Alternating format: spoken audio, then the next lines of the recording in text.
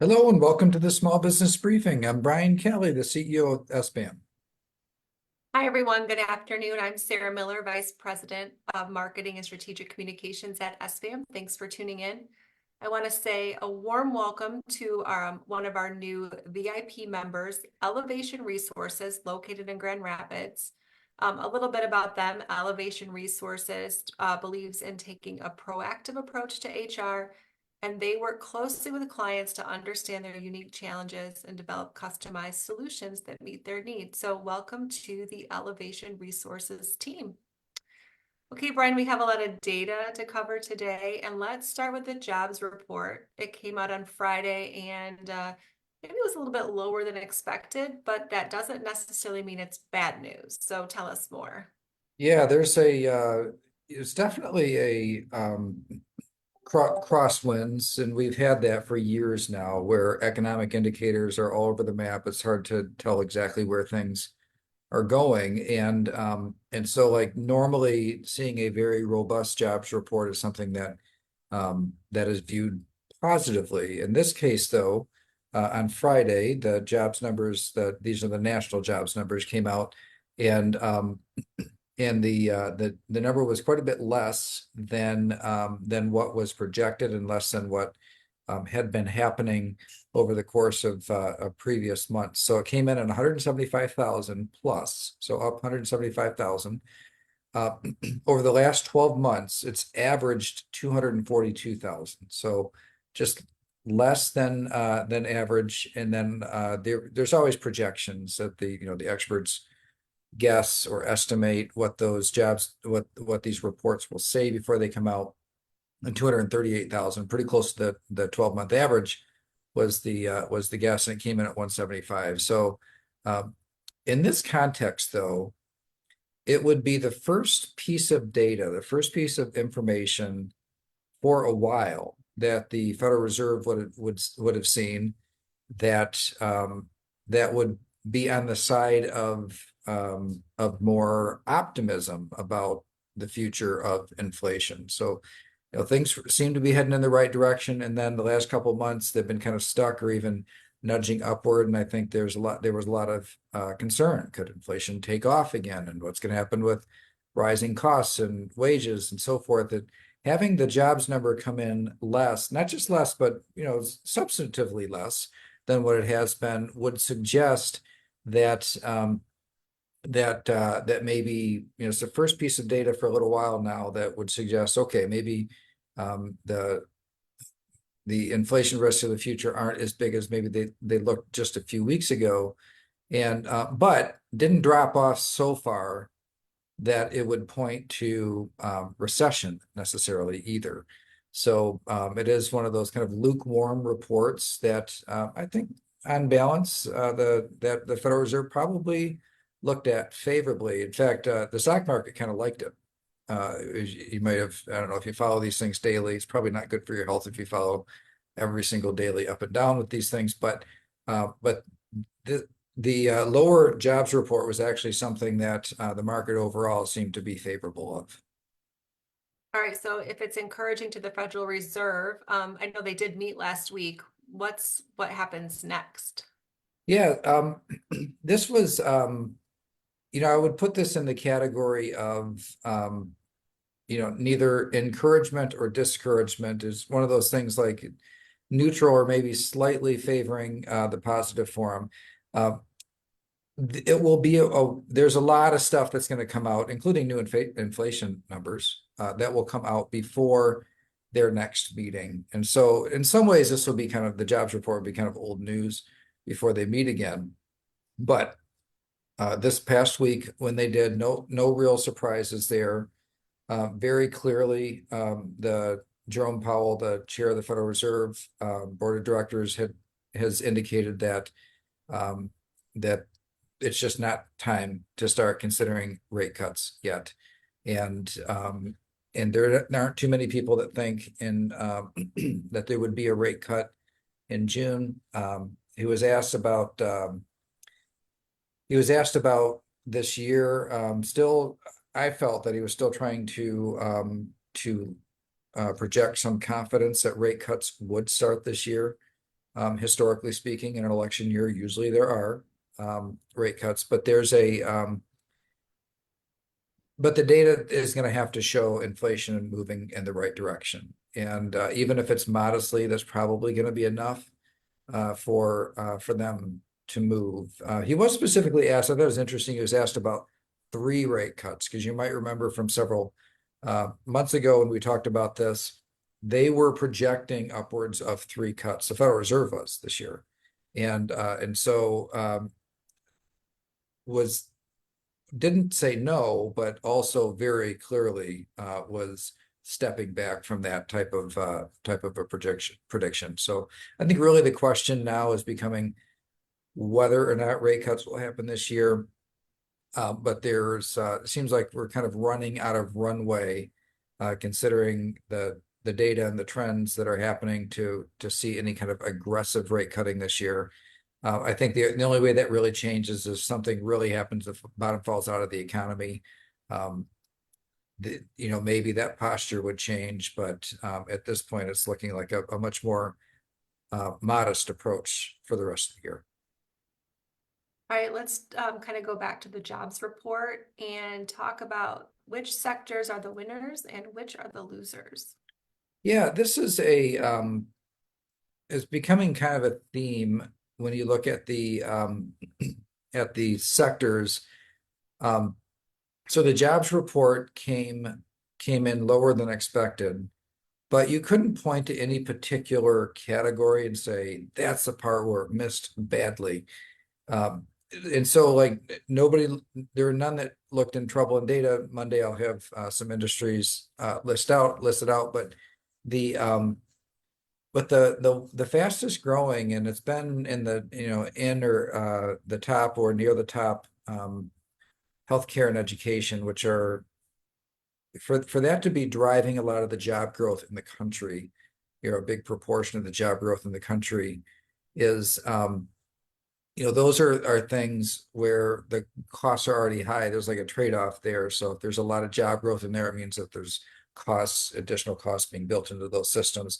Anybody watching this that pays health insurance premiums knows that that's a complicated picture. So if there's any concern about the job growth, it would be that the sectors, there's much more modest job growth in the sectors that are kind of viewed as purely private sector, more job growth in the ones that have heavy interaction with government, education, and healthcare.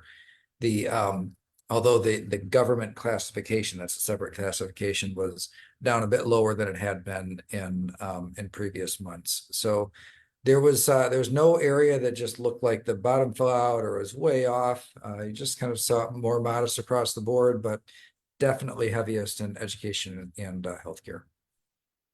All right, now let's switch gears slightly and talk about unemployment numbers. What's the update there? So the unemployment numbers came out at the same time, and unemployment was just ticked up a little bit to 3.9%. And that's pretty low. This is a really long streak of sub 4% unemployment. And that's it is really kind of a remarkable streak here. There's a few things that are working in the unemployment rate's favor, chiefly being just we don't have a lot of population growth. Really Western countries in general, including the US, but especially here in Michigan. But our state unemployment rate comes out after the national numbers. But if you can compare the current one to Michigan's last month, it's the same, 3.9%. So pretty low. And it's hard to imagine, even if the economy significantly softens, it's hard to imagine that changing all that much given the dynamics of labor force participation these days in our overall population. All right, one more piece of this puzzle here. What did the wage growth numbers show? Yeah, wage growth was actually came in at 3.9% also. And that if there's one thing that was, I would say, the most encouraging in terms of the inflation numbers, it would be that the wage growth average for that month came in at its lowest point since 2021. I think it was, let me see, since June of 2021. And so that would that's a big part of the overall cost pressures.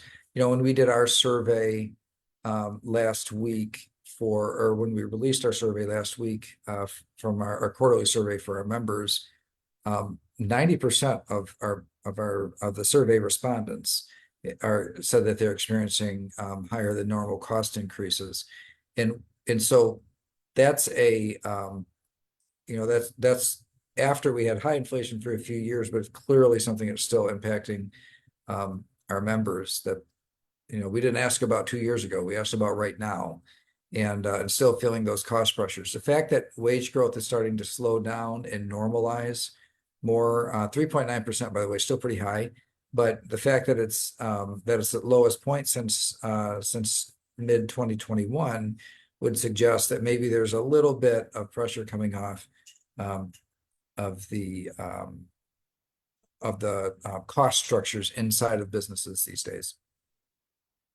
All right, and we are going to get to Data Monday, but before we do that, there's a new proposal related to the classification of the marijuana industry.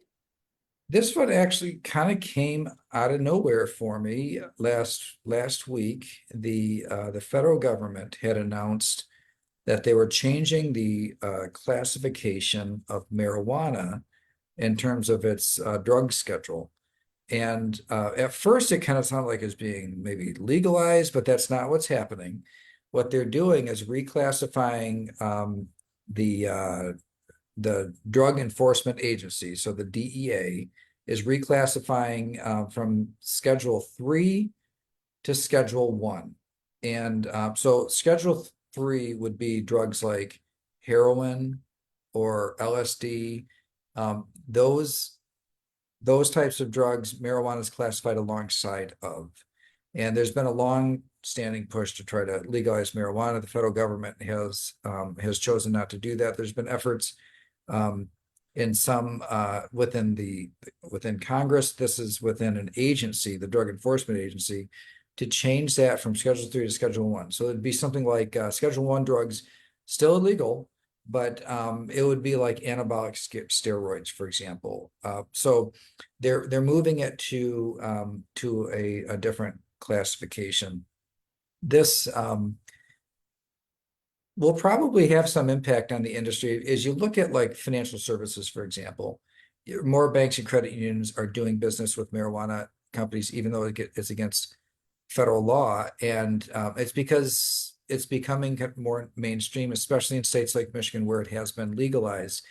And I think the Fed's making this move, and I'm going to talk a little bit about timing here in a minute, but the Fed's making this move will probably open up more doors, so more entities, more competition, more choice in areas that are kind of locked off to many in the marijuana business.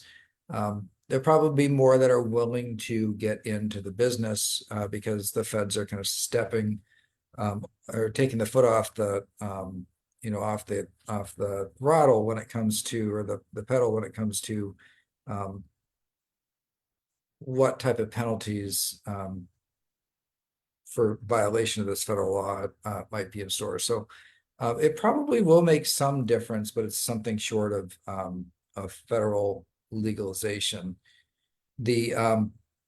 So this it does kind of, well, first of all, and it's the Drug Enforcement Agency. They got a sign off from the Office of Management of Budget. It's going to go to public comment. There's a whole process, and then they'll publish a final rule. And then, unless the Congress changes it, proposes something different, and passes it, it will go into effect. I think it's highly likely that whatever it is that they publish as this final rule to change the schedule will get approved. The exact impact that will have on the industry is not known, but it goes to reason that it could substantially loosen things up when it comes to the regular business practices that industry has been somewhat locked out of. I did read an article in terms of the why. This kind of came out of nowhere, and it was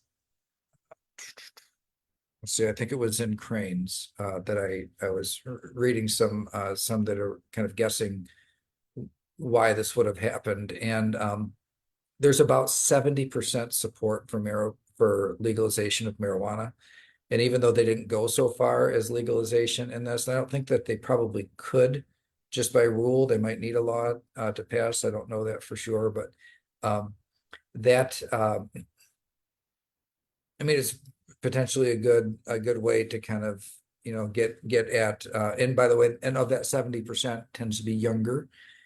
So like a way to it's just a winning issue. It's 70% issues, people running for office like to run on 70% issues. So it makes sense that this would be a thing that it would make sense. If they were maybe thinking about doing it last year, or maybe they'd get to it in the future.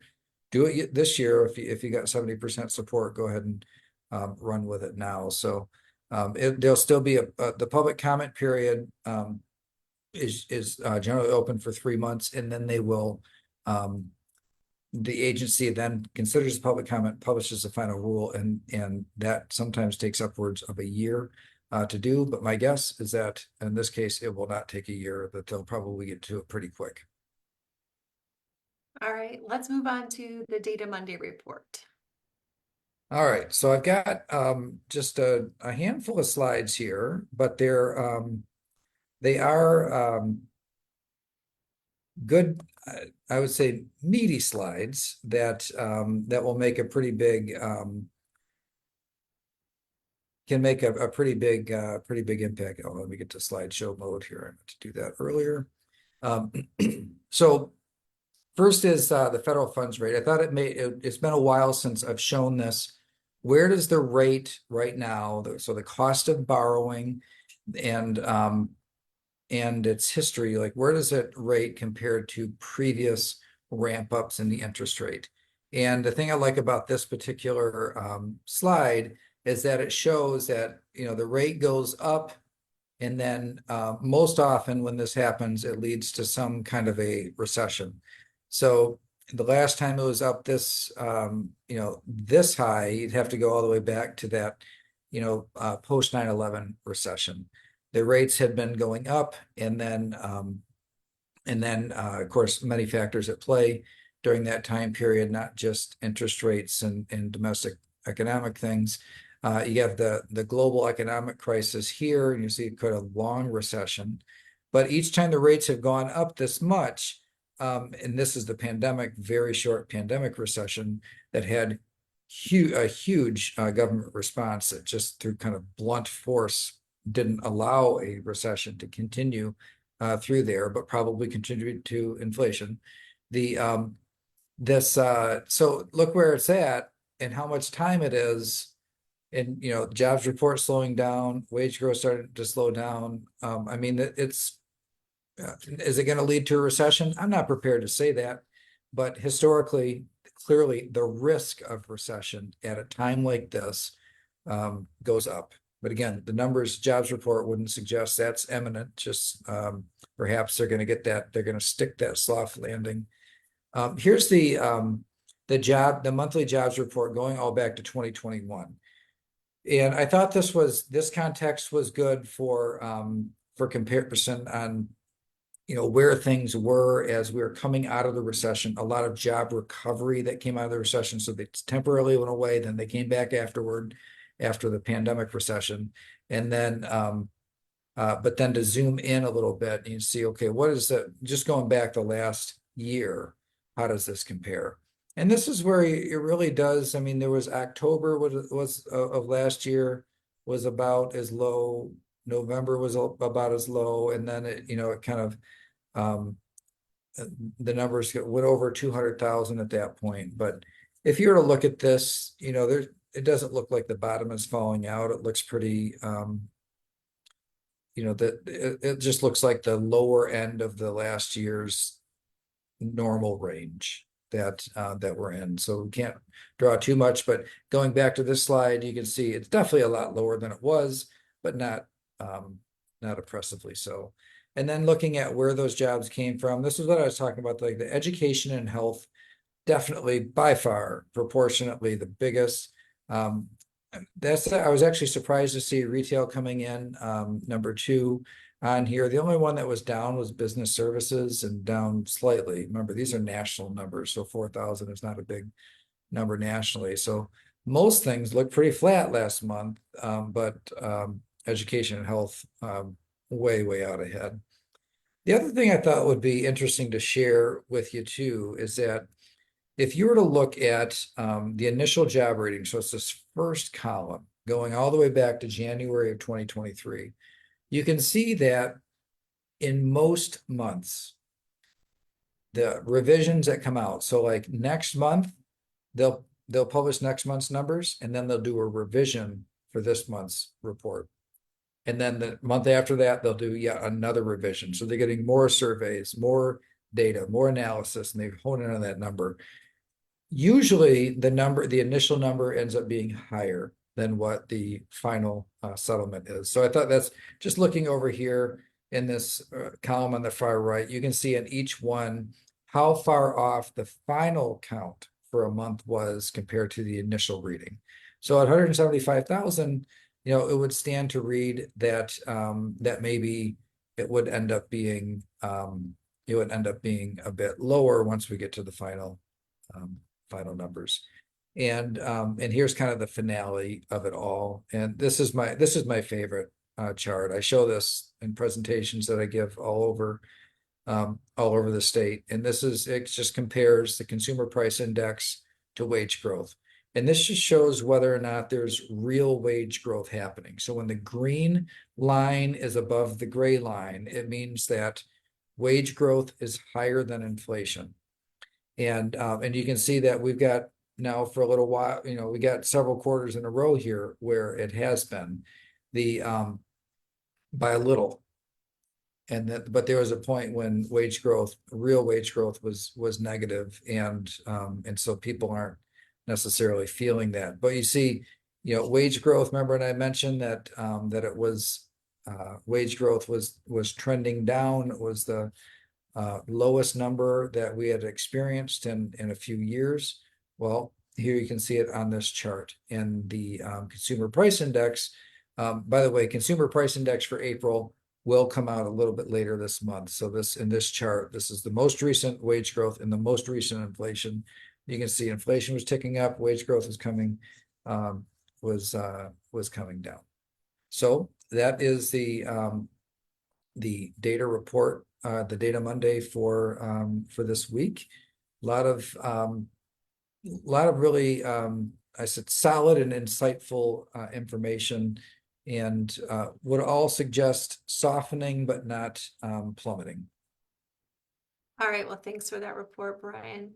Before we go today, I do want to draw everyone's attention to a webinar we have next week. So we've clearly talked about the revised independent contractor rules on this show many times, but we've invited our friends at Warner Norcross and Judd to host a webinar May 14th. It's on the lunch hour, noon until 1 p.m. to help you ensure that you are in compliance. So if you are an independent contractor or you use independent contractors in your business, we'd love to have you attend this free webinar next May 14th, which is next week, Tuesday. You can learn more on our website at sbam.org/events. Have a great week. We'll be back here Thursday at 3 p.m. See you on Thursday.